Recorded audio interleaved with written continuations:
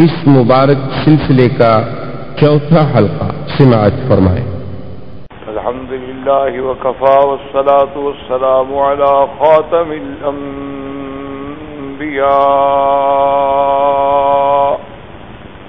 سیدنا محمد المصطفى وعلى آلہ المجتبى واصحابہ النجباء اللهم صل على سيدنا محمد النبي الأمي الهاشمي وعلى آله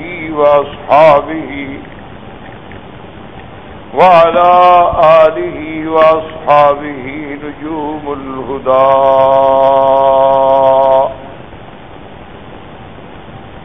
أما بعد فقد قال الله تبارك وتعالى في القرآن المجيد والفرقان الحميد أعوذ بالله من الشيطان الرجيم بسم الله الرحمن الرحيم وقرن في بيوتكن ولا تبرجن تبرج الجاهلية الأولى وأقمنا الصلاة وآتينا الزكاة وأطعنا الله ورسوله إنما يريد الله ليذهب عنكم الرجس أهل البيت إنما يريد الله ليذهب عنكم الرجس أهل البيت ويطهركم تطهيرا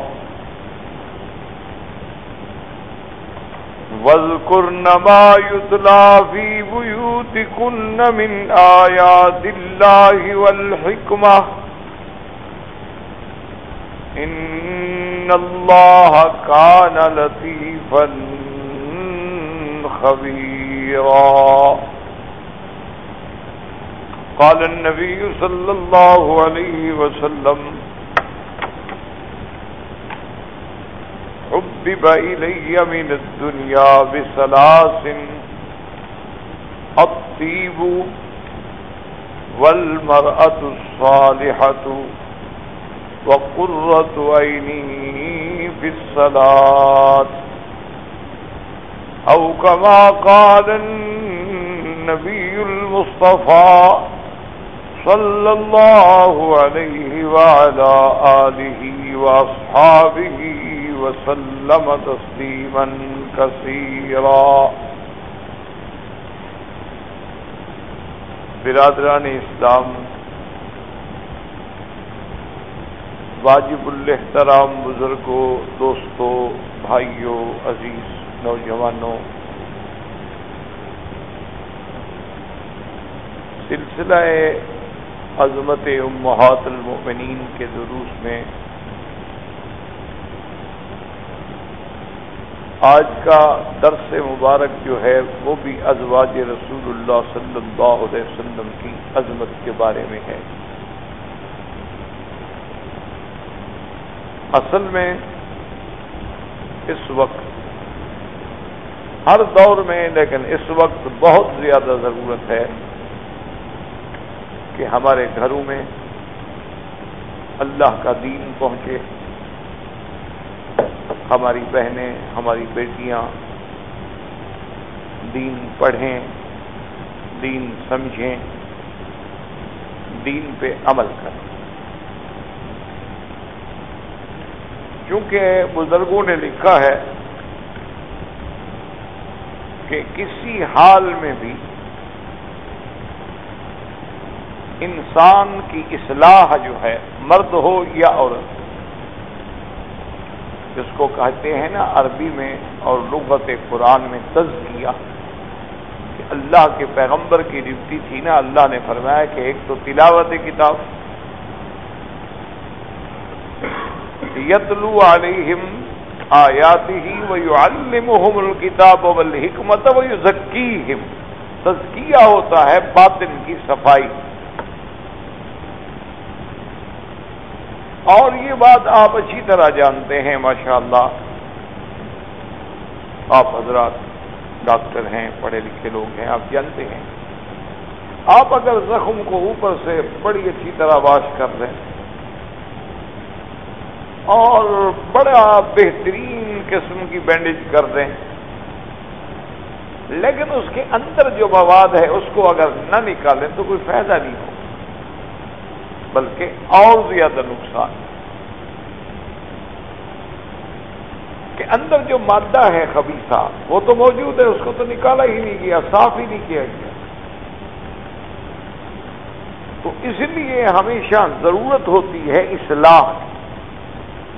یہی وجہ تھی کہ پہلے دور میں بڑے بڑے علماء جب اپنا علم حاصل کر لیتے تھے مدارس سے، حالانکہ ان کی زندگی علم دین پڑھنے میں گزری، یعنی انہوں نے دنیاوی علوم نہیں پڑھے، لیکن اس کے بعد پھر وہ کسی نہ کسی اہل اللہ کی خدمت میں جاتے ہیں کہ بھئی ہم نے علم تو پڑھ لیا الحمدللہ، لیکن اب یہ ہے کہ کوئی اصلاح بھی تو ہو نا ہماری بات میں۔ تو تب جا کے الحمدللہ پھر فائدہ ہوتا تھا، حتیٰ کہ ایک دفعہ بہت پرانی بات ہے، کسی نے نقل کی اللہ عالم بصحتہ کہ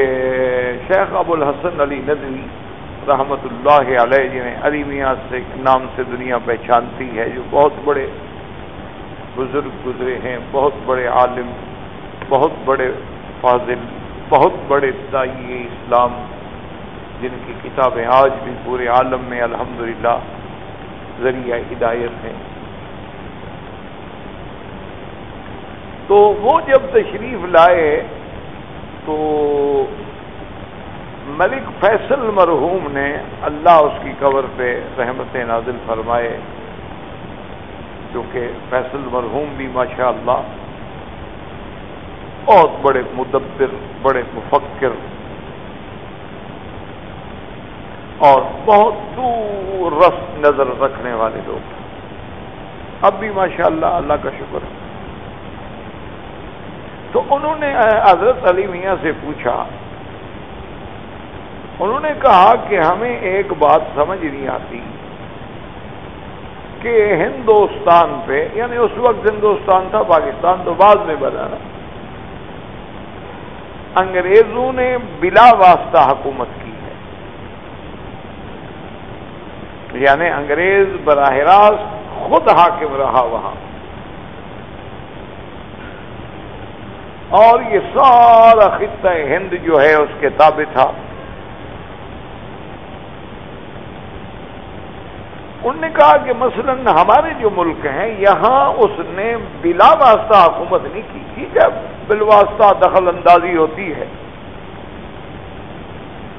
لیکن اللہ کا شکر ہے کہ بلا واسطہ انگریز ہم پہ مسلط رہا ہو، ایسی بات نہیں ہے۔ لیکن انہوں نے کہا مجھے ایک بات سمجھ نہیں آتی کہ آج بھی پاکستان میں، ہندوستان میں، بنگلہ دیش میں، جہاں انگریز کی اتنی بڑی عملداری رہی کہ بلا واسطہ اس کا وہ نعوذ باللہ مطلق العنان قسم کا بادشاہ بن کے رہا، اور ایک دو دن نہیں صدیوں تک، لیکن آج بھی وہاں ایسے لوگ موجود ہیں جو خالص تہذیب اسلامی کے مطابق زندگی گزار رہے ہیں، لباس بھی اسلامی ہے، سیرت بھی اسلامی ہے، صورت بھی اسلامی ہے، بلکہ آج تک انہوں نے اپنے گھر میں ٹی وی نہیں آنے دی، ریڈیو نہیں آنے دیا، اس قسم کے منکرات کو داخل ہی نہیں ہونے دیا۔ انہوں نے کہا پھر یہ کیا وجہ ہے کہ ہمارے پاس جب اللہ نے ہمیں دولت دی، اللہ نے ہم پر اپنی رحمتوں کے دروازے کھولے، تو ہمارے لوگ تو فوراً بہ گئے کہ ہر گھر کے اندر جو ہے یہ ساری نئی نئی منکرات آ گئی، تہذیب نئی ہو گئی، ہمارے بلڈنگوں کے بنانے کے طریق بدل گئے، گھروں کے سجانے کے طریق بدل گئے۔ جب وہ کسی زمانے میں جو ہمارے دیوان اور مجلسیں کہلاتی تھیں، وہ اب جناب ڈائننگ اور ڈرائنگ روم بن گئے اور ڈائننگ روم بن گئے اور ہمارے ہاں جناب سوئمنگ پول گھروں میں آ گئے اور یہ پورا بلا کیا ہو گیا. آپ کے لوگ پھر بھی بچ گئے اور ہمارے کیوں نہ بچے؟ تو حضرت نے عرض کیا، انہوں نے کہا کہ ملک صاحب اصل بات یہ ہے کہ اصل اصلاح ہوتی ہے باطنی. جب تک تزکیہ نہ ہو، علم آپ جتنا پڑھ لیں اصلاح نہیں. تو آپ کے ہاں تلاوت کتاب بھی ہے، تعلیم کتاب بھی ہے، لیکن یہ جو مسئلہ ہے نا اس میں تھوڑی کمی ہے. یہاں بھی اللہ والے لوگ ہیں، بڑے بڑے علماء، بڑے بڑے فضلاء، بڑے بڑے مشائخ، یعنی حقیقتاً جیسے شیخ عبدالعزیز بن باز رحمۃ اللہ علیہ، شیخ عبداللہ بن حمید رحمۃ اللہ علیہ، شیخ حسینین رحمۃ اللہ علیہ، جن کو ہم نے دیکھا ہے یہ صحیح معنوں میں اولیاء اللہ تھے. وہی سادگی، وہی انداز فکر، وہی انداز جو سابقہ متقدمین علماء کا ہوتا تھا، وہی طلباء سے محبت، فقراء سے محبت، اہل علم سے محبت. تو بہرحال اس میں کوئی وجہ یہ ہے کہ اصلاح باطن جب تک نہ ہو نا جی، اس وقت تک اصلاح ظاہر نہیں ہو سکتی. اب اصلاح باطن کیسے ہو؟ ورنہ لوگ کہتے تھے نا، حضرت گنگوہی رحمۃ اللہ علیہ سے ایک آدمی نے جا کے مسئلہ پوچھا کہ حضرت میلاد النبی جو مناتے ہیں 12 ربیع الاول کو، اس کے بارے میں آپ کا کیا فتویٰ ہے؟ انہوں نے فرمایا بدعت ہے. کہ جو چیز حضور پاک میں حدیث میں نہ ہو، صحابہ کے عمل میں نہ ہو، اجماع میں نہ ہو، صاف بات ہے کہ احداث فی الدین ہے، بدعت ہے. تو انہوں نے کہا کہ جناب آپ کے جو شیخ ہیں جن سے آپ کی بیعت ہے، حضرت حاجی امداد اللہ رحمۃ اللہ علیہ، وہ سنا ہے وہ تو کرتے ہیں. تو وہ تو آپ کے شیخ ہیں، مرشد ہیں، آپ کے پیر ہیں، ان کو آپ نے ان سے بیعت کی ہے اور سنا ہے آپ کے وہ شیخ، آپ کہتے ہیں غلط ہے. انہوں نے فرمایا ہم نے حضرت حاجی صاحب سے کوئی دین پڑھنے کے لیے تو بیعت نہیں کی تھی، مسئلہ پوچھنے کے لیے تو ہم ان سے بیعت نہیں ہوئے تھے. مسئلہ تو حاجی صاحب ہم سے پوچھتے ہیں، ہم نے تو اصلاح نفس کے لیے ان کی خدمت میں گئے تھے کہ ان کی صحبت میں رہ کے ہماری اصلاح ہو جائے، ہماری باطنی اصلاح ہو جائے. جہاں تک علم کا تعلق ہے، اللہ کا شکر ہے، اللہ نے ہمیں قرآن و حدیث کا علم دیا ہے. حاجی صاحب کو جب ضرورت ہو تو ہم سے رجوع کرتے. اس لیے اصل بات ہے اصلاح کی، اور وہ اصلاح کیسے؟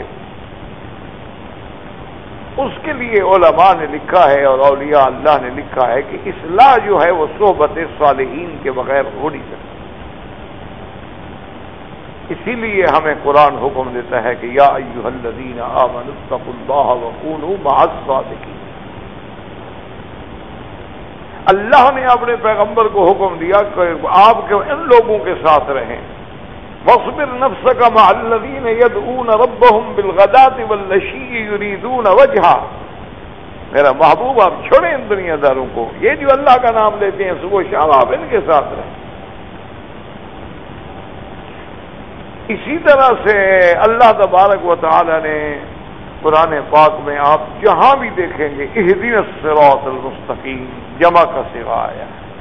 صراط الذین انعمت علیہم، اور انعمت علیہم کون ہے؟ اولئک مع الذین انعم اللہ علیہم من النبیین والصدیقین والشہداء والصالحین وحسن اولئک رفیقا. اور اسی لیے انسان جو ہے اپنے دوستوں سے پہچانا جاتا ہے. اسی لیے بزرگوں نے لکھا ہے کہ اپنی اولاد کو دیکھنا ہو تو فَلْيَنْظُرْ، دیکھو اس کو کہ من یخالل، اس کی دوستی کس قسم کے لوگوں سے ہے، اس کا اٹھنا بیٹھنا کس قسم کے لوگوں سے، اس کی جو اپنی مجلس ہے وہ کیسی ہے، وہ کہاں جا کے بیٹھتا ہے.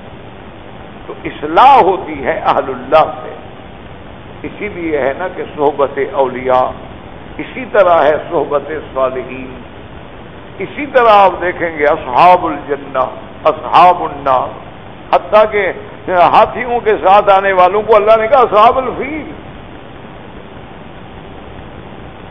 وہ جانوروں کے ساتھ ہی کہلائے گا۔ تو یہ مقام کہاں سے ہمیں ملے گا؟ یہ ملے گا اولیاء اللہ کی صحبت سے۔ اولیاء اللہ اب ہمیں کہاں ملے بھائی؟ بات تو یہ ہے بڑا مسئلہ، کہ اصلاح تو ہوگی، لیکن وہ اللہ کے ولی ہم کہاں سے ڈھونڈیں؟ آج کل وہ بھی تو قحط الرجال ہے، آج کل جو ہے دکھاوا زیادہ ہے، ریا زیادہ ہے، شہرت و سمعت زیادہ ہے، للہیت اور اخلاص میں کمی آ گئی۔ تو لہذا ہم اہل اللہ کی تلاش کیسے کریں، کیسے ڈھونڈیں؟ اور یہ ضروری بھی نہیں کہ پھر ہر کسی کو وہ مل بھی جائے، ہر کسی کو صحبت میسر بھی آ جائے۔ تو اس کے بدلے میں پھر علماء نے کہا کہ اگر تمہیں اہل اللہ مل جائیں تو الحمدللہ اچھے لوگوں کی صحبت اختیار کرو۔ اگر آپ کی صحبت نوازیوں سے ہے تو انشاءاللہ آپ بھی نماز پڑھیں۔ اگر آپ کی صحبت ہے ان لوگوں سے ماشاءاللہ جو باقاعدگی سے حرم میں آتے ہیں تو آپ بھی کبھی نہ کبھی آ جائیں۔ لیکن اگر آپ کی صحبت فلم بینوں سے ہے، اگر آپ کی صحبت تاش کھیلنے والوں سے ہے، اگر آپ کی صحبت جو ہے برج کھیلنے والوں سے ہے، اگر آپ کی صحبت شطرنج کھیلنے والوں سے ہے، تو آپ بھی وہی سیکھیں گے، وہی اثر ہوگا۔ جیسے کہ ہمارے محاورات میں کہا جاتا ہے کہ خربوزے کو دیکھ کے خربوزہ رنگ پکڑتا ہے، اسی لیے کہتے ہیں کہ گورے کو کالے کے ساتھ باندھ دو تو کالا گورا تو نہیں ہو جاتا لیکن عادتیں ضرور اپنا لیتا ہے۔ وہ رنگ تو نہیں بدل لے گا لیکن عادتیں ضرور اپنا لے گا۔ تو اب اس کا حل بزرگوں نے لکھا کہ اگر تمہیں اولیاء اللہ کی صحبت میسر نہ ہو تو اس کا حل یہ ہے کہ اولیاء اللہ کی کتابیں پڑھو، اولیاء اللہ کی سیرت پڑھو، اصحاب رسول کی سیرت پڑھو، صحابیات کی سیرت پڑھو، امہات المؤمنین کی سیرت پڑھو، اور اپنے گھروں میں پڑھاؤ، اپنے گھروں میں سناؤ۔ اس کے لیے ایک وقت رکھو، ان سے کہو آپ اپنے کام بھی کریں، کھانا ہے، پکانا ہے، انسان ہے، آرام ہے، راحت ہے، لیکن آدھا گھنٹہ اللہ کے دین کے لیے بھی رکھنا چاہیے کہ اس آدھے گھنٹے میں کسی اللہ والے کی کتاب لے کے پڑھنا شروع کر دیں، کوئی دین کی بات پڑھنی شروع کر دیں، امہات المؤمنین کے حالات زندگی پڑھنے شروع کر دیں، صحابیات کے حالات زندگی پڑھنے شروع کر دیں۔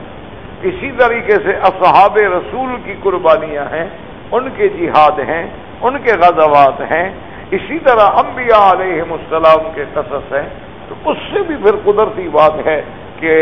اللہ کی قدرت سے دلوں میں انقلاب آتا ہے، پھر تبدیلی آتی ہے اور اس کا اثر، کیونکہ جب گھر کی اصلاح ہو جائے، جب گھر میں ایک عورت صالحہ آ جائے تو سمجھیں کہ آپ کے سارے مسائل الحمدللہ حل، پھر آپ کے لیے کوئی مسئلہ ہی نہیں ہے، آپ کے لیے کوئی پریشانی ہی نہیں ہے۔ یہ پریشانیاں تب ہوتی ہیں کہ جب ہمارے گھر صالحات سے خالی ہیں اور ہم صالحین نہ بن سکے، گھر میں صالحات نہ آ سکی، ہم طیبین میں نہ آئے اور گھر میں طیبات نہ آ سکی، تو اس کا انجام یہ نکلا کہ آج ہر بندہ پریشان ہے۔ باپ نمازی ہے، تہجد گزار ہے اور بیٹا نماز کے قریب نہیں جاتا ہے، باپ حرم شریف کو نہیں چھوڑتا ہے، بیٹے کو حرم شریف دیکھنے سے نفرت ہے، باپ نے کبھی فلم نہیں دیکھی تھی، بیٹا خود ہیرو بننے کے چکر میں ہے۔ تو یہ ساری باتیں جو ہیں وجہ کیا ہے کہ وہ صحبت نہ ہونے کی وجہ، حتیٰ کہ آپ دیکھیں کہ ایک دفعہ سیدنا امیر المؤمنین عمر بن الخطاب رضی اللہ تعالی عنہ رات کو مختلف علاقوں میں اب آپ دورہ کرتے تھے تاکہ رعایا کا حال جان سکیں کہ کس حال میں رہی ہے۔ دورہ کرتے کرتے حضرت جب تھک گئے تو ایک دیوار کے ساتھ ٹیک لگا کے بیٹھ گئے، چلتے چلتے تھک گئے حضرت رضی اللہ تعالی عنہ، ٹیک لگا کے جب بیٹھ گئے تو آواز آئی اندر سے کہ ایک عورت زور زور سے چیخ چیخ کے اپنی بیٹی سے کہہ رہی ہے کہ بیٹی جلدی کرو جلدی کرو، صبح کو اپنے دودھ بیچنا ہے نا، بیچنے کے لیے وہ آدمی آ جائے گا لینے والا، وہ دودھ لے کے جانے والا آدمی آ جائے گا، جلدی کرو دودھ میں پانی ملا دو تو تاکہ وہ جب آئے تو پہلے سے ہم تیار ہوں۔ اس بیٹی نے کہا کہ اماں جان آپ کو پتہ نہیں ہے کہ امیر المومن نے بڑا سختی سے حکم دیا ہے کہ خبردار کوئی دودھ میں پانی نہ ملائے۔ امیر المومنین رضی اللہ تعالی نے فرمایا کہ یہ تو غش ہے، یہ تو دھوکہ ہے کہ آدمی دودھ کے پیسے وصول کرے اور اس کے اندر پانی ملایا ہوا ہو، تو یہ تو پیسہ لینا حرام ہے، یہ تو بیچنا بھی حرام ہے۔ اور پھر یہ دھوکہ ہے ایک مسلمان کو دھوکہ دینا، کہنا کہ دودھ ہے اور دودھ میں پانی ہے۔ تو اس کی ماں جو تھی وہ چیخ کے کہنے لگی، اس نے کہا بیٹی عجیب بات کرتی ہو، ہم اپنے گھر میں ہیں، رات کے 4 بجے کا وقت ہے، صبح ہونے والی ہے، اس وقت امیر المومنین کو پتا ہے کہ کون کس گھر میں پانی ملا رہا ہے، تو چھوڑ ان باتوں کو، امیر المومنین نے منع کیا ہے، حضرت عمر نے یہ فیصلہ کیا ہے، تم ملاؤ جلدی کرو۔ اس نے کہا اماں جان میرا ایمان ہے کہ عمر تو نہیں دیکھ رہے، لیکن عمر کا خدا تو دیکھ رہا ہے، اس میں کوئی شک نہیں ہے کہ اس وقت عمر نہیں دیکھ رہے ہیں، لیکن عمر کا خدا تو دیکھ رہا ہے نا، تو اللہ نے بھی تو منع کیا ہے نا کہ دھوکہ نہ دو، امیر المومنین نے تو اللہ کے حکم کو جاری کیا ہے، حکم تو خدا کا ہے، تو میں تو نہیں ملاؤں گی، تم نے ملانا ہے تو ملا لو۔ حضرت عمر نے اپنے خادم سالم سے کہا کہ اس گھر کو ذرا دماغ میں رکھنا، محفوظ رکھنا۔ اس نے کہا اچھا ٹھیک ہے۔ بہرحال حضرت عمر رضی اللہ تعالیٰ عنہ آ گئے، آنے کے بعد صبح کو نماز سے فارغ ہونے کے بعد آپ نے اپنے بیٹوں کو بلایا، آپ نے فرمایا ابھی بات سنو، میں نے آج ایک گھر میں ایک لڑکی کے بارے میں مجھے معلومات ہوئے ہیں، ماشاء اللہ وہ بڑی متقیہ ہے، اللہ سے ڈرنے والی ہے، میں تو بوڑھا ہو گیا، مجھے تو اب شادی کی خواہش نہیں، ورنہ میں خود شادی کر لیتا، لیکن اب میں بوڑھا ہو چکا ہوں، مجھے اب شادی کا ارادہ نہیں ہے، تو تم میں سے جو شادی کرنا چاہے، میں چاہتا ہوں کہ ایسی متقی لڑکی جو ہے نا وہ میرے گھر میں آئے، ایسی متقیہ جس کو اللہ کا اتنا بڑا ڈر ہے وہ میرے گھر میں آنی چاہیے۔ تو سب بیٹوں نے کہا، انہوں نے کہا حضرت ہماری تو پہلے 2 بیویاں ہیں، 3 ہیں۔ تو عاصم نے کہا کہ حضرت ہاں میری شادی نہیں ہوئی، چلو میری شادی کروا دیں۔ تو آپ کے چھوٹے بیٹے جو تھے عاصم ان کا نام تھا، تو انہوں نے کہا کہ سمجھ نہیں ابھی تو میرے لیے آپ مہربانی کر کے پیغام بھیج دیں۔ تو حضرت عمر رضی اللہ تعالیٰ نے خود پیغام لے کے گئے اس گھر میں اور کہا کہ میں آیا ہوں، میں چاہتا ہوں کہ آپ کی بیٹی کا رشتہ میرے بیٹے سے، اس کے لیے اتنی بڑا اعزاز تھا کہ امیر المومنین عمر اس کے دروازے پہ چل کے آ جائے۔ تو انہوں نے کہا حضرت آپ کے لیے کوئی انکار ہو سکتا ہے؟ نہیں، بالکل سوچ لیں، استخارہ کر لیں اور اچھی طرح سوچ لیں، بہرحال میں رشتے کے لیے آیا۔ تو اللہ کو منظور تھا، تو حضرت عاصم سے اس لڑکی کا رشتہ ہو گیا۔ حضرت عاصم حضرت عمر کے بیٹے تھے، اللہ نے اس لڑکی سے حضرت عاصم کو بیٹی دی، اس بیٹی سے جو بچہ پیدا ہوا وہ عمر بن عبدالعزیز کہلایا، جس کو ثانی عمر کا خطاب ملا ہے۔ یہ حضرت عاصم کی بیٹی سے جو بچہ پیدا ہوا وہ کس مقام پہ پہنچا؟ عمر بن عبدالعزیز، کہ تابعین کے دور کا آدمی ہے، لیکن اتنا بڑا مقام اسے ملا ہے کہ اس کو ثانی عمر کا لقب دیا ہے عالم اسلام نے۔ تو وجہ کیا تھی کہ اصل جو گھر میں خیر تھی،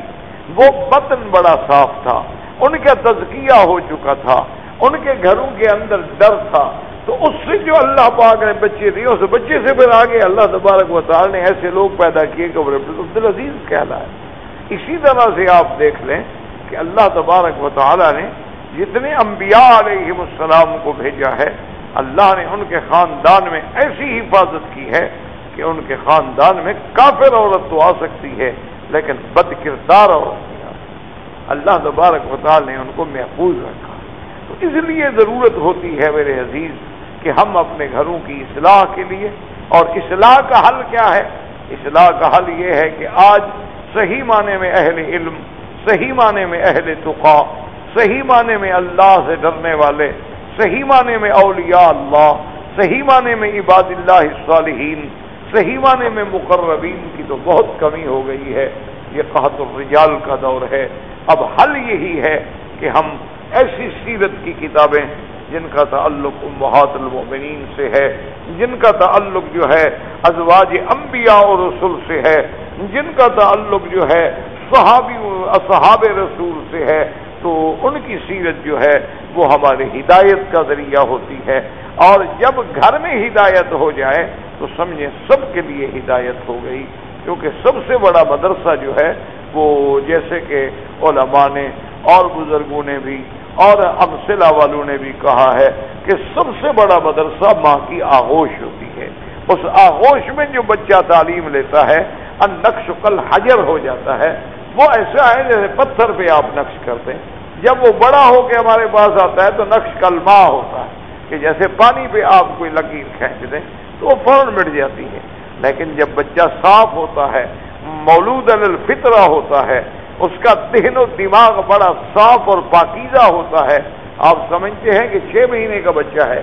آپ سمجھتے ہیں کہ 1 سال کا بچہ ہے، آپ سمجھتے ہیں کہ 2 سال کا بچہ ہے، لیکن وہ سب کچھ دیکھ کے اس کے ذہن میں فیڈ ہو رہا ہوتا ہے، بڑے ہو کے وہی اثرات جو ہیں وہ ظاہر ہوتے ہیں۔ اس لیے ہم نے الحمدللہ اپنے دروس کا سلسلہ جو ہے وہ سیرت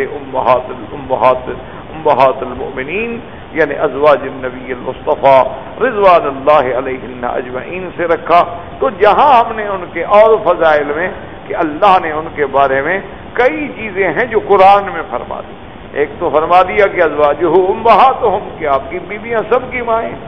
دوسرا فرما دیا کہ لستن کاحد من النساء کہ دنیا کی کوئی عورت تمہارے مقابلے پہ نہیں آ سکتی، دنیا کی کوئی عورت تمہاری ہمسر نہیں ہو سکتی،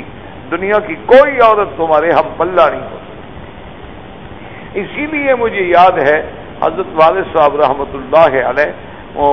کافی پرانے دور کی بات ہے، ہم پڑھتے تھے تو ہمیشہ کہتے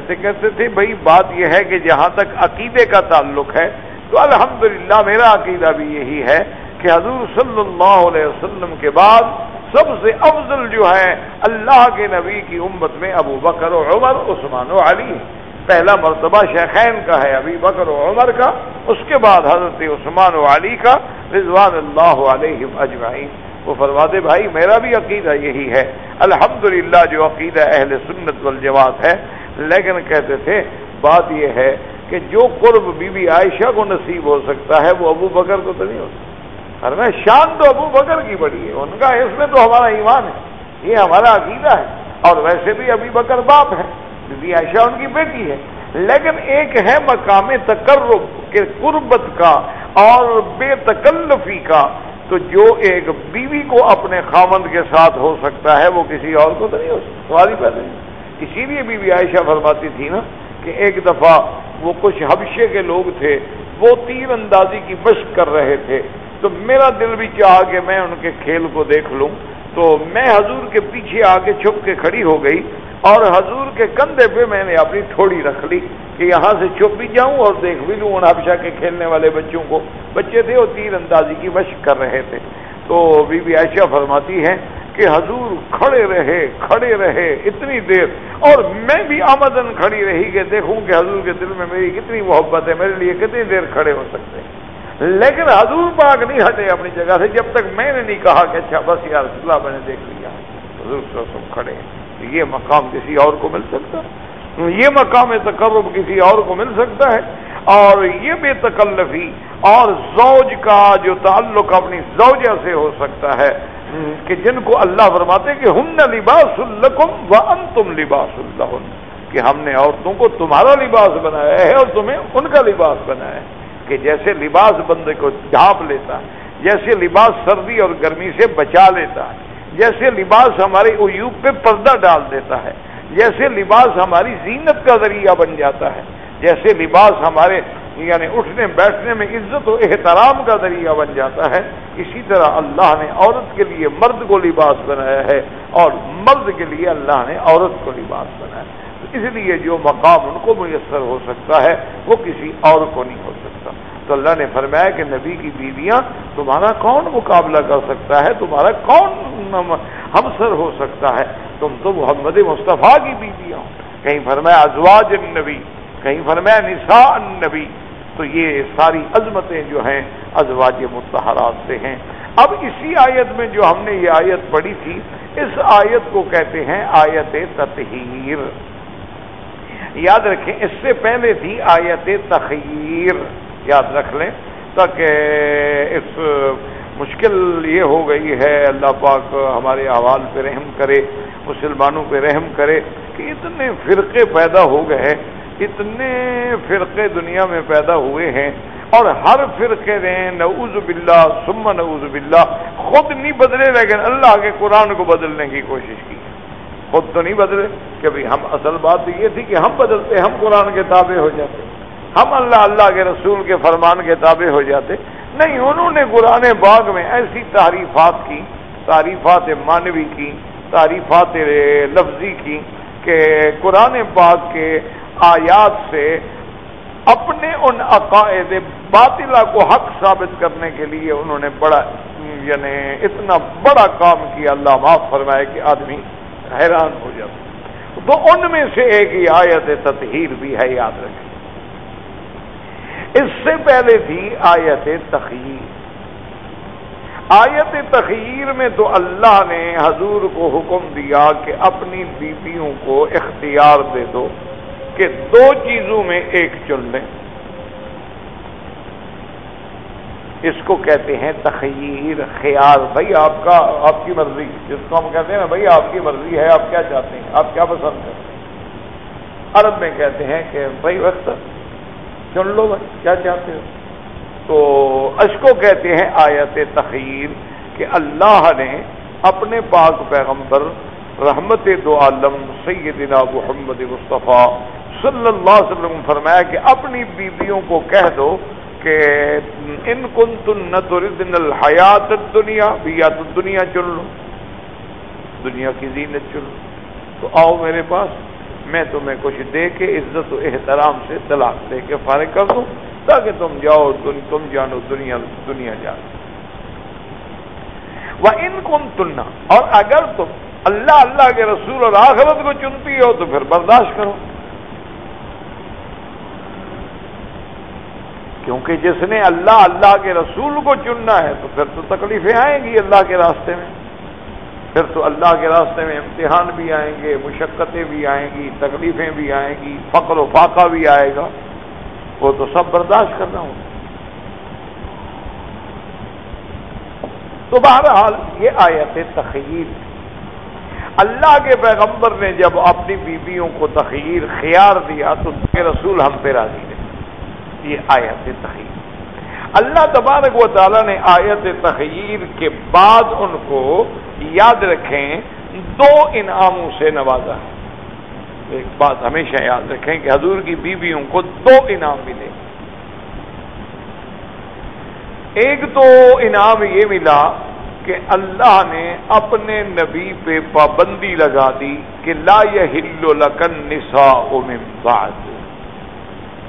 کہ میرے محبوب اب ان بیویوں کے بعد آپ کو مزید نکاح کرنے کی کوئی اجازت نہیں، بس ختم۔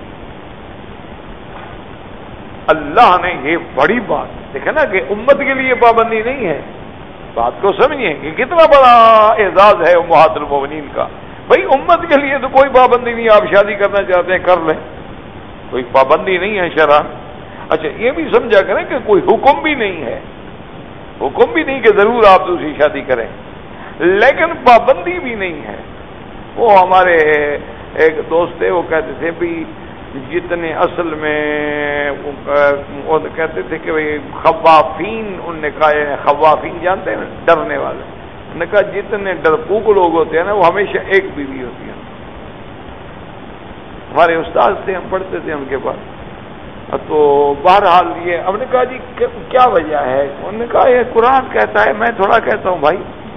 میں نے کہا حضرت قرآن شریف میں کہا؟ انہوں نے کہا قرآن میں لکھا ہوا ہے نا کہ اللہ نے 4 بیویوں کی اجازت دی ہے۔ وَإِنْ خِفْتُمْ، اگر تم ڈرتے ہو کہ اللہ تعدلوا، عدل نہیں کر سکو گے، فواحدہ، پھر ایک پہ گزارا کرو۔ تو جو ایک پہ کر رہا ہے تو خوافین میں تو ہو گیا نا ڈرنے والوں میں، کہ اگر نہ ڈرتا تو پھر ایک پہ کیوں رہتا؟ نے کہا اس لیے بہرحال ایک پہ جو ہے، تو یہ بھی سمجھے اسلام نے اجازت دی ہے، حکم نہیں دیا کہ لازم 4 کرو، بات کو سمجھا کریں۔ حالات ہوتے ہیں، اب دیکھیں نا مثلا ایک بھی آپ نے دور نہ جائیں، شہنشاہ ایران کو دیکھ لیں، اس کی ملکہ سریہ جو تھی کتنی محبتوں سے اور کتنے اس نے اکرام و اعزاز سے شادی کی، کیوں چھوڑ دیا؟ کہ قانون میں اجازت نہیں تھی دوسری بیوی رکھنے کی، ان کو اپنا قانون جو تھا آریہ مہر کا وہ اجازت نہیں دیتا تھا کہ بادشاہ دوسری بیوی نہیں رکھ سکتا۔ اس کا انجام کیا ہوا کہ اس نے بیوی کو طلاق دی، اور بیوی بیچاری دھکے کھاتی رہی، اور بعد میں کہیں ہالی ووڈ میں جا کے پتہ نہیں فلموں میں بھی اس نے کام کیے، اور بادشاہ نے بعد میں دوسری شادی کی۔ تو وجہ کیا تھی؟ اگر اسلام کا قانون ہوتا تو کیوں بیچاری پہ ظلم ہوتا؟ وہ بھی رہ جاتی ہے اور بھی آ جاتی، کیا فرق پڑ جاتا؟ تو اصل بات یہ ہے کہ اسلام کے نظام میں بڑا انصاف ہے، بڑا عدل ہے۔ اچھا، ایک میرا اپنے دوست ہے، وہ میرے خیال میں اب تو شاید فوت ہو گئے، مدت ہوئی میری ملاقات نہیں ہوئی، بہت بڑے ذمہ دار بھی تھے، پڑھے لکھے آدمی بھی تھے، وہ باہر سے انہوں نے میرے خیال میں لندن سے 12 لاکھ کی ڈگری بھی حاصل کی تھی۔ وہ بیچارہ شادی کرایا وہاں سے کوئی میم سے، یعنی کوئی انگریز خاتون سے، وہ مسلمان ہو گئی انگریز خاتون، اس سے اس نے شادی کر لی۔ اچھا، خدا کی قدرت یہ ہے کہ شادی کرنے کے ٹھیک 3 مہینے کے بعد اللہ کی قدرت ہے کہ اس کے داخلی جسم میں ایک ایسی ہڈی پیدا ہو گئی کہ وہ بیچاری خامد کے قابل ہی نہ رہی۔ اب جناب وہ پریشان، وہ لندن تک گیا، اس نے آپریٹ کرایا، وہ پھر ہو جائے، لیکن شریف لوگ تھے، اس نے نبھایا، اس نے اس کو چھوڑا کہ دیکھو ایک غیر مسلم عورت تھی، اسلام لائی، میری بیوی بنی، میں اس کو گھر لایا، اب اگر ٹھیک ہے وہ بیچاری میری حقوق زوجیت ادا کرنے سے قاصر ہے تو اس کا کیا گناہ ہے؟ اس نے اس کو قائل کیا کہ دیکھو تو مجھے اجازت دو، میں دوسرے، اس کا بالکل آپ کریں، کیوں نہ کریں، آپ کا حق ہے، اور یہ آپ کی بڑی مہربانی ہے کہ آپ نے مجھے اپنے گھر میں رکھا ہوا، وہی اعزاز و اکرام ہے جو میرا پہلے تھا۔ تو الحمدللہ وہ موت تک، یعنی وہ پھر بیچاری بعد میں فوت ہوئی، تو ان کے گھر میں رہی اعزاز کے ساتھ، عزت کے ساتھ، اکرام کے ساتھ۔ تو شریف لوگ تو اس طرح کرتے ہیں کہ حالات ایسے ہو جاتے ہیں، اللہ تبارک و تعالیٰ معاف فرمائے۔ ایک آدمی نے مجھے سنایا، اس نے کہا کہ مجھے اللہ نے 3 بچے دیے، 2 لڑکے تھے 1 لڑکی،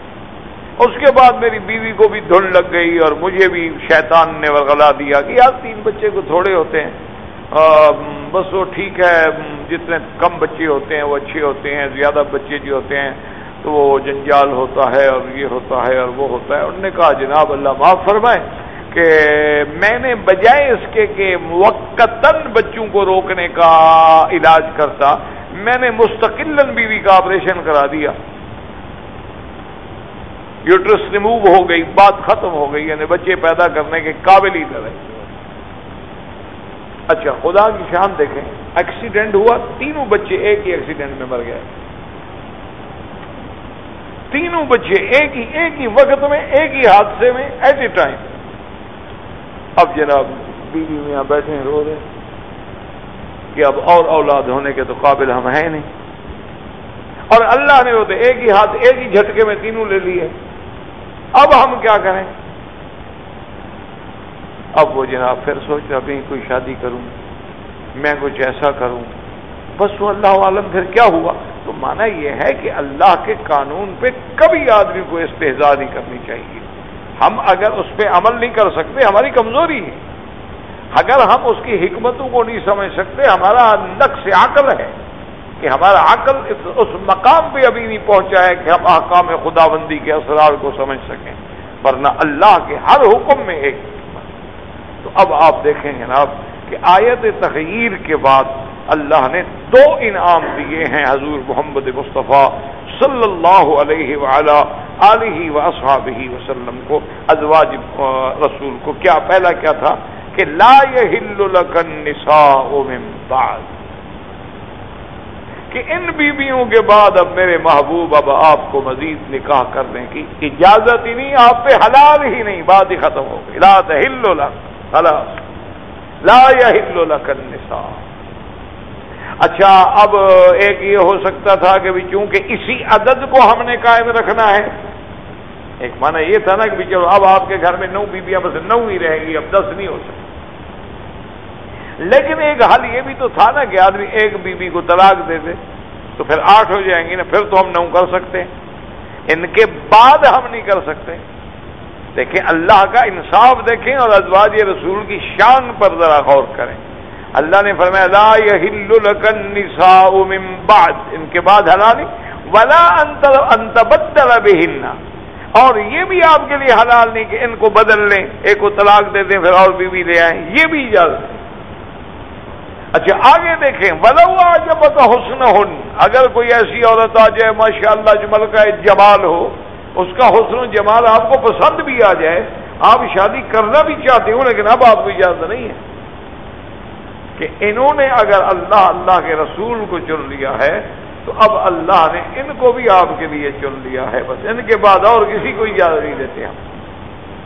انہوں نے اللہ کے رسول کو چن لیا، اللہ نے بھی ان کو ایسا بدلہ دیا ہے کہ ہمیشہ کے لیے محمد مصطفیٰ کے لیے چن لیا ہے۔ اب یہ آپ کی دنیا میں بھی ازواج ہیں، قیامت میں بھی ازواج ہیں، جنت میں بھی ازواج ہیں۔ اب آپ کو ان کے بعد نہ دوسری عورت حلال ہے، نہ ان کو بدلنے کا اختیار ہے کہ ان میں سے کسی کو طلاق دے دیں اور اس کے بعد کسی کو بدل لیں، یہ بھی اختیار۔ ایک انعام تو اللہ نے یہ دیا۔ دوسرا انعام جو ازواج رسول کو ملا وہ کیا ملا؟ یاد رکھیں، ایک تو یہ ملا نا، پچھلی دفعہ آپ نے آیات پڑھی تھی تخیر کی، یا ایھا النبی قل لازواجک الی آخری۔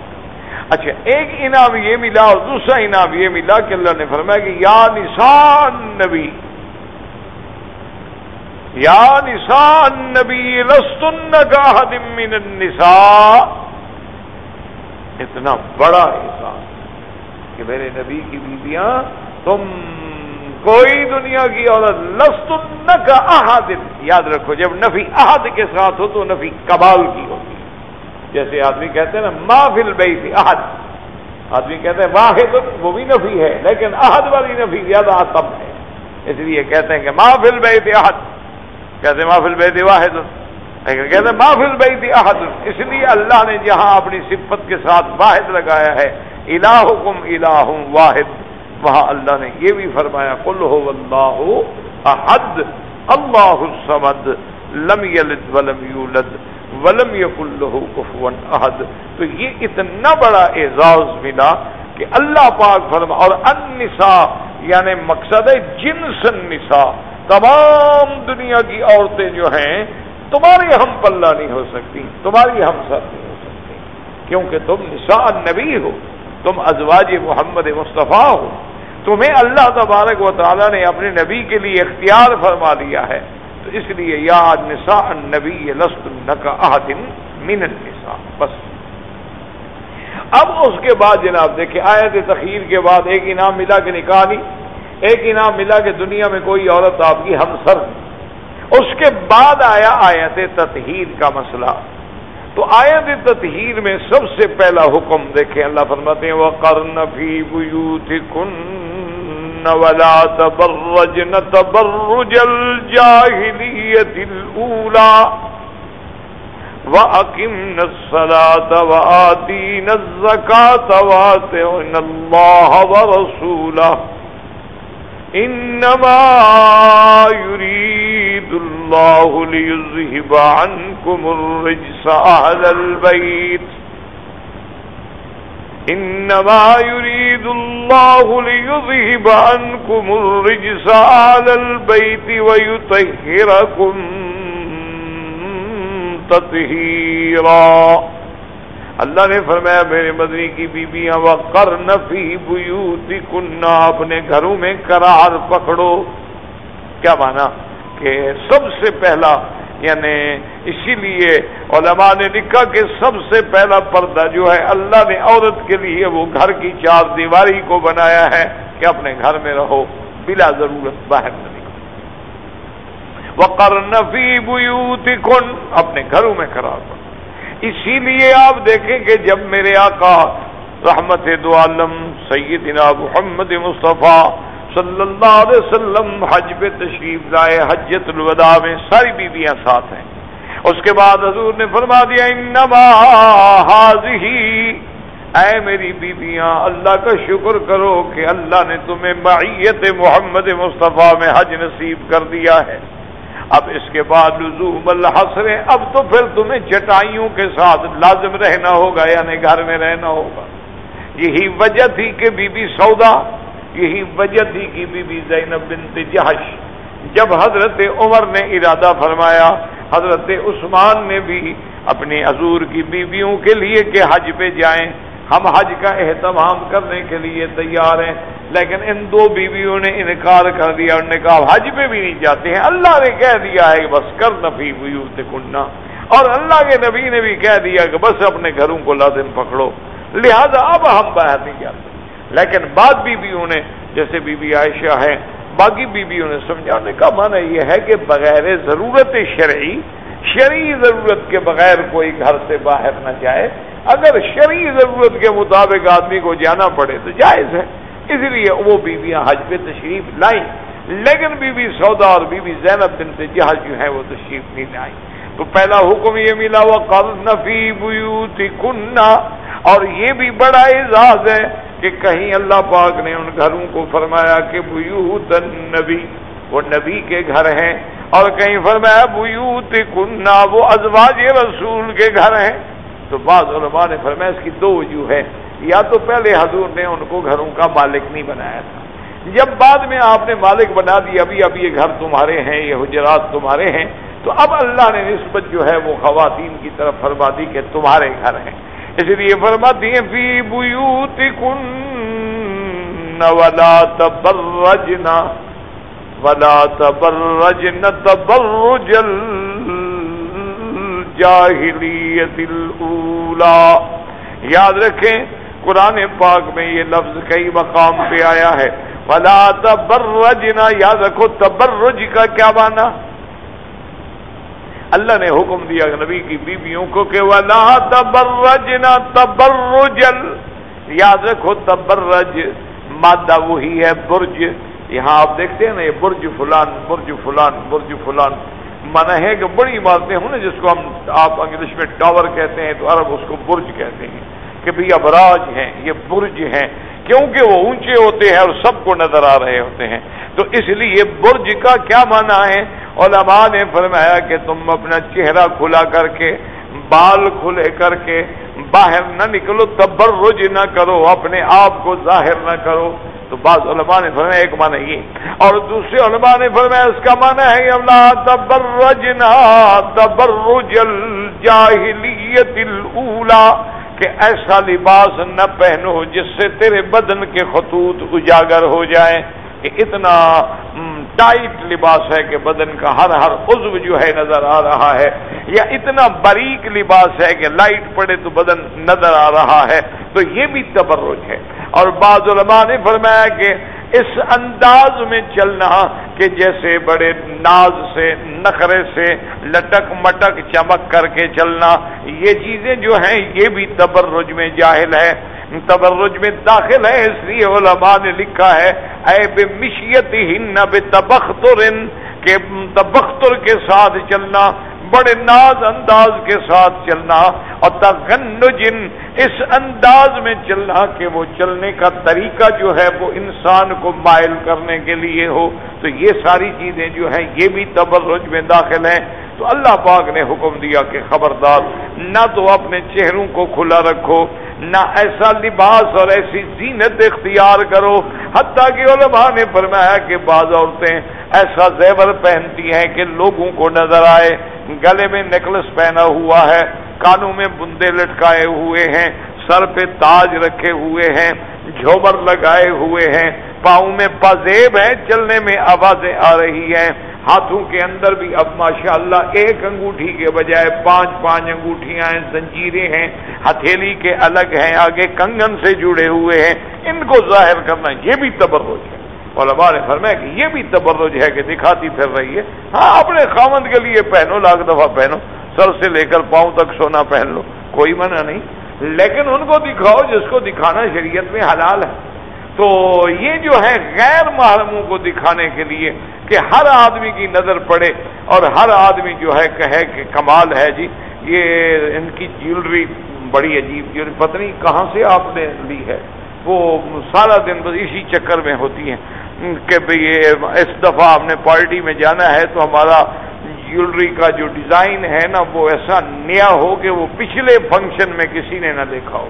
بڑا نئے انداز۔ اچھا، اور جو پیسے کمانے والے لوگ ہیں وہ بھی ماشاءاللہ وہ کسی کی کمر موڑ دیتے ہیں، کسی کی توڑ دیتے ہیں، نیا فیشن بن جاتا ہے۔ وہ تو یہی ہے نا جی، کبھی کپڑا تنگ کر دو نیا فیشن، کبھی کھلا کر دو ایک اور فیشن ہو گیا۔ تو کبھی گلا کھول دو، کبھی گلا تنگ کر دو، کبھی یوں کاٹ دو، کبھی پان کی طرح کاٹ دو، کبھی دل بنا دو، کبھی اس کو کدو بنا دو، کبھی مالٹا بنا دو. یہ فیشن ہے، ڈیزائنر ہیں، پیسے کما رہے ہیں. حالانکہ وہی رہنا تو وہی ہے، بندہ تو نہیں بدلے گا نا. لاکھ دفعہ اس پہ کپڑا کاٹ کے بدل لو، بندہ تو وہی ہے، اس کو کتنا بدلو گے تم؟ وہ تو وہی رہتا ہے. اصل بات تو یہ ہے کہ اللہ نے اس کو عزت دی ہو، عصمت دی ہو کہ جو کپڑا پہنے وہ کپڑے کی محتاج نہ ہو، کپڑا اس میں سج جائے. یہ تو کوئی بات نہ ہوئی کہ جی وہ کپڑے پہن کے اپنا میک اپ اور اپنا فیشل اور اپنا فلان اور اپنا فلان اور اپنی جیولری دکھا کے لوگوں میں روپ ڈالے. وہ تو کچھ نہ ہوا. اصل بات یہ ہوتی ہے کہ وہ ایک دفعہ ہے تو ایک کافر کی بات اللہ معاف کرے، نہرو تھا نا آپ کے ملک میں جو کافی عرصہ وزیر اعظم بھی رہا، پنڈت، یہ بہرحال بڑی فیملی کا آدمی تھا. تو جب یہ سیاست میں آ گیا اور پھر وزیر اعظم بھی بن گیا اور بڑے بڑے تو بعض صحافیوں نے ان سے پوچھا کہ مسٹر نہرو یہ کیا بات ہے کہ بھی جب تم پڑھتے تھے اسکول میں اور اسٹوڈنٹس تھے کالج کے لائف تھی تو تمہارے کپڑے اس زمانے میں بھی اٹلی سے سل کے آتے تھے، اس زمانے میں بھی تمہارے لیے پیرس سے سوٹ آتے تھے، اور اب جب تم اتنے بڑے مقام پہ لیڈر بن گئے ہو تو یہ کھدر کا پاجامہ اور کھدر کا چولا اور کھدر کی دوپلی ٹوپی سر پہ رکھ لی ہے، یہ کون سا لباس ہے یار، تمہیں کیا ہو گیا ہے؟ تو اس نے کہا کہ پہلے ہم لباس سے پہچانے جاتے تھے، اب لباس ہم سے پہچانا جاتا. اس نے کہا کہ پہلے ہم لباس سے پہچانے جاتے تھے کہ اچھا ڈریس ہوگا اور پن اسٹرپ سوٹ ہوگا، لوگ کہیں گے بڑا آدمی ہے، تو ہم لباس سے پہچانے جاتے، الناس باللباس. اب تو لباس ہم سے پہچانا جاتا ہے، جو ٹوپی ہم نے رکھ لی وہ نہرو کیپ بن گئی، وہ لیاقت کیپ بن گئی، وہ جناح کیپ بن گئی. وہ جناب یہ ہے کہ اب تو لباس، اب ہمیں کیا ضرورت ہے اب لباس میں فکر کرنے کی کہ ہمارے لیے اٹلی کا بنا ہو یا پیرس کا بنا ہو. تو اصل بات تو یہ ہے کہ آپ اپنا مقام ایسا پیدا کریں، عورت ہے یا مرد ہے، اپنی شان ایسی پیدا کریں کہ آپ اگر کھدر بھی پہن لیں تو آپ پہ سج جائے، آپ اگر موٹا جوٹا بھی پہن لیں تو آپ کے لیے باعث تکریم ہو اور باعث تعظیم ہو کہ یار کتنی محتشمہ ہے عورت، کتنی باوقار ہے یہ عورت، کتنی اس کا اچھا لباس ہے عورت کا. بڑے بڑے لوگ ہم نے دیکھے ساری زندگی کھدر پہنتے رہے، ان میں کوئی کمی تو نہیں آ گئی ان کی شان میں، ان کی عظمتوں میں کوئی کمی نہیں آئی. ساری زندگی کھدر پہنا اور ساری زندگی سادگی میں رہے، ساری زندگی تھرڈ کلاس میں سفر کیے، ساری زندگی کرائے کے مکانوں میں رہے، تو ان کی شان بڑھ گئی، کمی نہیں ہو گئی. تو اگر یہ شان جیولری سے بڑھ جاتی یا اگر یہ شان صرف سونے چاندی سے بڑھ جاتی تو پھر تو دنیا میں عزت صرف سونار کو ملتی یا دنیا میں عزت صرف مجوہرات کے کاروبار کرنے والوں کو ملتی، باقی تو کسی کی حیثیت ہی نہ ہوتی. اس لیے اللہ نے فرمایا کہ ولا تبرجنا، یاد رکھو ایک تو گھروں میں رہیں بغیر ضرورت کے نہ نکلیں، ولا تبرجن تبرج الجاہلیت الاولی، یہاں لفظ ہے جاہلیہ. جاہلیت سے کیا مراد ہے؟ بعض لوگ کہتے ہیں کہ اسلام سے پہلے کا جو دور ہے وہ دور جاہلیت ہے، اور بعض علماء نے فرمایا ہر وہ چیز جو اسلامی ثقافت کے خلاف ہے، اسلامی معاشرت کے خلاف ہے، اسلامی طرز زندگی کے خلاف ہے، اسلامی احکام کے خلاف ہے، گویا وہ جاہلیت ہے. انہوں نے کہا اسی لیے قرآن پاک میں کہ یظنون ظن الجاہلیہ، اسی طرح ہے حمیت الجاہلیہ کہ بعض کے اندر وہ جو پرانے دور کی جہالت کے اندر ہوتی ہے نا، میں بڑا، اس نے کہا اوس بڑا، اس نے کہا خدرج بڑے، اس نے کہا میرا قبیلہ بڑا، اس نے کہا میرا قبیلہ بڑا، تو یہ بھی جاہلیت کی روایات تھے. تو اسی طرح ایسا لباس جو ہے جو بن سنور کے نکلنا، اپنے آپ کو پوز کرنا، اپنے آپ کو لوگوں کی نظروں کے سامنے لے آنا. اور آج کل تو اس میں اتنے آگے بڑھے ہیں نا جی کہ اب وہ ایسے ایسے لباس بناتے ہیں مزح کا خیز کہ آدمی دیکھ کے سوچتا رہ جاتا ہے کہ واقعی یہ بندہ ہے یا بندر ہے. حقیقت یہ ہے ایسے لباس بھی آ گئے ہیں، سوچنا پڑتا ہے کہ واقعی یہ بندہ ہے یا یہ بندر ہے. ایسے ایسے ہیٹ بنائیں گے، ہیٹ کے اوپر درخت لگے ہوئے ہیں. مقصد کیا ہوتا ہے کہ لوگ دیکھیں کہ کب تک دیکھیں، تنگ آ گئے نا دیکھ دیکھ کے لوگ. اب کب تک آپ دیکھیں گے؟ آپ ایک آدمی کو بٹھا دیں سامنے، دیکھیں کتنی دیر دیکھتے ہیں. چلو اپنی بیوی کو بٹھا کے دیکھ لیں کتنی دیر دیکھیں گے، گھنٹہ 2 گھنٹے 4 گھنٹے، آخر آپ تنگ آ جائیں. اسی لیے اللہ کا ایک نظام ہے نا کہ ایک داخلی زندگی ہے، ایک خارجی زندگی ہے، اسی میں تو چارم ہے، اسی پردے میں تو اللہ پاک نے عزت رکھی ہے، اسی کے اندر تو خداوند قدوس نے وہ کشش رکھی ہے، یہ نظام اسلام کے اندر۔ اچھا اب جناب یہ ہے کہ وہ بیٹھے اب سارا دن دفتر میں بیٹھے ہیں تو عورتیں دیکھ رہے ہیں، اپنے کار میں بیٹھے ہیں عورتیں دیکھ رہے ہیں، بسوں میں ہیں عورتیں دیکھ رہے ہیں، وہ منی اسکرٹ پہنے ہوئے ہیں، وہ دیکھتے دیکھتے نظریں مر گئیں اور وہ عزت ہی ختم ہو گئی، جذبات ہی مر گئے، ختم ہو گیا وہ انسان، یعنی جذبات جو کشش ہوتی ہے وہ کھو دیتی ہے عورت۔ تو اللہ تبارک و تعالیٰ نے فرمایا کہ یہ جاہلیت۔ اچھا یہاں ایک لفظ خدا نے فرمایا کہ وَلَا تَبَرَّجْنَ تَبَرُّجَ الْجَاهِلِيَّةِ الْأُولَى، تو جاہلیت ہی کافی تھی، پھر اولا کہنے کی کیا ضرورت تھی؟ تو علماء نے فرمایا اس میں اشارہ تھا کہ میرے محبوب جیسے آپ سے پہلے زمانہ جاہلیت میں ایک وقت تھا کہ عورتیں زینت کرتی تھیں، عورتیں گھروں سے باہر نکلتی تھیں، عورتیں فخر کرتی تھیں اپنے حسن پہ، اپنی جوانی پہ، اپنے اعضاء کے تناسب پہ، اور نعوذ باللہ ثم نعوذ باللہ بعض اریاں ہو کے اللہ کے گھر کا طواف کرتی تھیں۔ تو اگر یہ جاہلیت اولا ہے تو میرے نبی ایک وقت آئے گا پھر جاہلیت اخرى بھی آئے گی، پھر آخر دور میں پھر جاہلیت کا ایک دورہ ہوگا، پھر اسی طرح ہوگا جو ابتدا میں ہوا تھا۔ جیسی ابتدا میں تبرج تھا، جیسی ابتدا کے اندر ان میں بے حیائی تھی، جیسی ابتدا کے اندر ان میں شراب خوری تھی، ابتدا میں جیسے ان کے ہاں زنا عام تھا، ابتدا میں ان کے اندر یہ چیزیں جو ہیں مخلوط معاشرہ عام تھا، یہ پھر بھی آئے گا۔ تو اس لیے لفظ اولا نے اشارہ کر دیا کہ یہ اولا ہے تو پھر اخرى بھی آئے گا۔ اس لیے فرمایا وَقَرْنَ فِي بُيُوتِكُنَّ وَلَا تَبَرَّجْنَ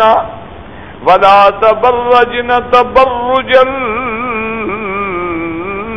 الْجَاهِلِيَّةِ الْأُولَى، کہ جاہلیت اولا کی طرح تم اپنے آپ کو بنا سنوار کے باہر نہ نکلنا۔ اس لیے ایک حدیث پاک میں آتا ہے کہ جب عورت اپنے گھر سے نکلتی ہے استشرفا شیطان اس کی طاق میں بیٹھا ہوتا ہے، انتظار میں بیٹھا ہوتا ہے کہ یہ اکیلی نکلے، میں اس کو گمراہ کرنے کے لیے اپنے ہتھ کنڈے استعمال کروں، پھر وہ لوگوں کو توجہ دلائے گا، نوجوانوں کو توجہ دلائے گا، ان کے جذبات بھڑکائے گا، پھر اس کے دل میں بھی کہے گا کہ اچھا دیکھو یہ آدمی بڑا اب شوق سے آپ کو دیکھ رہا ہے، چلو کیا ہے آپ اس کو ٹھہر جائیں، اس کو نظارہ کرنے دیں۔ تو وجہ کہ اسی لیے حکم ہے شریعت کا کہ عورت کبھی گھر سے نہ نکلے، حتیٰ کہ حج کے لیے اسلام کہتے ہیں حج چھوڑ دو، اگر محرم نہیں ہے حج چھوڑ دو، تم حج پہ نہ آؤ، تمہاری عزت و عصمت جو ہے وہ اللہ کے فرض سے بھی زیادہ مقدم ہے۔ حالانکہ حج فرض ہے، اگر عورت دنیا دار ہے، امیر ہے، صاحب غنا ہے، لیکن اللہ فرماتے ہیں محرم نہیں ہے۔ اور یاد رکھو محرم کا یہ معنی نہیں ہوتا جیسے آج کل ہمارے ہاں رواج ہے کہ جناب میری بہن ہے۔ کیسے بہن ہے؟ میں بہن کہتا ہوں، تو اس سے کہنے سے بہن نہیں بن جاتی، نہ کسی مرد کو بھائی کہنے سے وہ بھائی ہو جاتا ہے۔ محرم کا معنی یہ ہے جس سے تمہارا نکاح اللہ نے حرام کیا ہو، جس سے تمہارا نکاح اللہ نے حرام کیا ہو۔ کیا معنی؟ بھائی سے نکاح حرام ہے،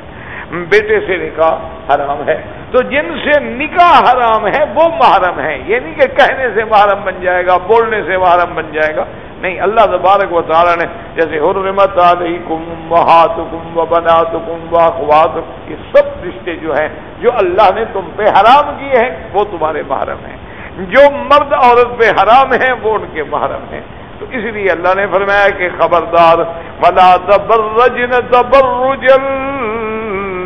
الجاہلیت الاولی۔ اس لیے بی بی عائشہ فرماتی تھی رحم اللہ نساء الانصار، اللہ انصار کی عورتوں پہ رحمت فرمائے کہ اللہ کے نبی نے حکم دے دیا ہے تو اس کے بعد بغیر چادر کے، بغیر پردے کے کبھی گھر سے باہر نہیں آتی، کہ اللہ کا حکم ہو گیا ہے، اللہ کے رسول کا حکم ہو گیا ہے کہ اپنے گھروں کے اندر رہو۔ پہلا پردہ جو ہے وہ گھر کی چار دیواری کا ہوگا، اس کے بعد پردہ جو ہے وہ حجاب کا ہوگا، اس کے بعد حکم ہے کہ اپنی نظروں کو بھی نیچے رکھو، اگر کوئی غیر مرد سامنے آ جاتا ہے اپنی نظریں جھکا لیا کرو۔ اسی لیے بزرگ کہتے ہیں کہ اگر آدمی دو تین چیزوں کا خیال کر لے نا تو بہت سارے گناہوں سے بچ جاتا ہے۔ بعض بزرگوں نے اپنے مصطلحات بنائے ہوتے ہیں، جیسے حدیث میں مصطلحات ہیں، تفسیر میں مصطلحات ہیں، اور علوم میں مصطلحات ہوتے ہیں۔ اسی طرح اہل اللہ نے بھی کچھ مصطلحات بناتے ہیں۔ وہ کہتے ہیں کہ ایک تو یہ کریں کہ نقش نظر بر قدم، کہ جب چلو تو اپنی نظر جو ہے قدم پہ رکھو، یوں نہیں اٹھا کے چلو بلکہ نظر جھکا کے چلو، اور نظر بر قدم۔ اور اسی طرح وہ کہتے ہیں کہ خلوت در انجمن، کہ لوگوں میں بیٹھے ہو لیکن دل کا تعلق اللہ کے ساتھ، تمہارا دل جو ہے وہ اللہ کی طرف متوجہ ہو، ہر وقت اللہ کے ذکر کی طرف متوجہ ہو، کہ بالکل چاہے 1000 آدمی بیٹھے تمہیں فرق نہ پڑے، تمہیں اس میں کوئی فرق نہ پڑے، کہ تمہارے قلب کا تعلق جو ہے وہ اسی طرف متوجہ ہے، وہ اللہ کی یاد میں ہے، اللہ تبارک و تعالیٰ کا ذکر ہے، اللہ تبارک و تعالیٰ کی اعلیٰ میں فکر ہے۔ اس لیے علماء نے، اسی طرح بعض علماء نے اس کو یوں بھی ذکر کیا ہے، انہوں نے کہا کہ اس دور میں جس میں ہم گزر چکے ہیں، یہ وہ دور ہے کہ ملازمت البیوت، کہ اپنے گھروں سے بلا ضرورت نہ نکلو، اپنے گھروں سے بلا ضرورت نہ نکلو، ملازمت البیوت۔ اور انہوں نے کہا کہ اس کے بعد گزارا جو ہے وہ قوت پہ ہو، جتنے سے انسان کی زندگی گزر سکتی ہے، وہ تھوڑا ملے، حلال ملے، کہ آدمی محتاج نہ ہو، عزت کے ساتھ کھا سکے، اسی پر قناعت کر لو۔ تو انہوں نے فرمایا یہ وہ بات ہے۔ اور اس کے بعد یہ ہے کہ ہر معاملے میں دخل نہ دو، بلکہ الالزام ہو بالسکوت، اپنے آپ کو خاموش رکھو۔ تو انہوں نے کہا یہ طریقے ہیں اپنے آپ کو بچانے کے، کہ آدمی کیسے بچے، آدمی کیسے بچ سکتا ہے۔ دیکھیں نا اس دور میں جو ہم گزر رہے ہیں، اگر آپ مثلاً آئیں گے بازار میں، صاف بات ہے جب بازار میں آئیں گے تو ہر چیز پہ نظر پڑے گی۔ اب ایک آدمی کی ڈیوٹی ایسی ہے، عورتیں بھی آتی ہیں، مرد بھی آتے ہیں، اس کو کام ہی عورتوں کے ساتھ بیٹھ کے کرنا ہے، غریب کب تک وہ نظر بچائے، مجبور ہے، معذور ہے، لیکن پھر بھی وہ اپنے دل کو اللہ تبارک و تعالیٰ کے ذکر سے مزین رکھے، تو اس سے فائدہ یہ ہوتا ہے کہ گناہوں سے وہ بچ جاتا ہے۔ گناہوں سے بچنے کا طریقہ ہی یہی ہے کہ جب انسان غافل ہوتا ہے تو شیطان فوراً اس کے دل پہ آ کے اپنا انجیکشن لگانا شروع کر دیتا ہے۔ اور جب انسان جو ہے اللہ کا ذکر کرتا ہے، اسی لیے شیطان کو خناس کہتے ہیں، قرآن میں آئے نا الذی یوسوس فی صدور الجن والناس قل اعوذ برب الناس ملک الناس الہ الناس من شر الوسواس الخناس۔ خناس کا معنی ہٹنے والا، ہٹ کے آنے والا، جیسے قرآن میں آتا ہے فلا اقسم بالخنس الجوار الکنس، وہ ستارے کہ کبھی آتے ہیں، کبھی ظاہر ہوتے ہیں، کبھی ڈوب جاتے ہیں۔ تو شیطان جو ہے یہ بھی خناس ہے کہ انسان نے جب ذکر کیا تاخر، ہٹ گیا، جب انسان نے غفلت کی وہ فوراً آگے حملہ آور ہو گیا۔ تو انسان کو ہر وقت ہر حال میں اللہ تبارک و تعالیٰ کا ذکر، اللہ تبارک و تعالیٰ کی یاد، قرآن ہے، ذکر اللہ ہے، استغفار ہے، لا حول ولا قوت الا باللہ العلی العظیم ہے۔ شیطان کبھی گناہوں کے وسوسہ ڈالتا ہے، فوراً آدمی اعوذ باللہ من الشیطان الرجیم، لا حول ولا قوت الا باللہ العلی العظیم، تو حملے سے بچ جاتا ہے۔ تو اس لیے قرآن پاک نے فرمایا کہ وَقَرْنَ فِي بُيُوتِكُنَّ وَلَا تَبَرَّجْنَ تَبَرُّجَ الْجَاهِلِيَّةِ الْأُولَى، اور ان سب چیزوں کا علاج آگے بتایا، وَأَقِمْنَ الصَّلَاةَ وَآتِينَ الزَّكَاةَ وَأَطِعْنَ اللَّهَ وَرَسُولَهُ۔ کیوں؟ انما يريد الله ليذهب عنكم الرجس عن البيت ويطهركم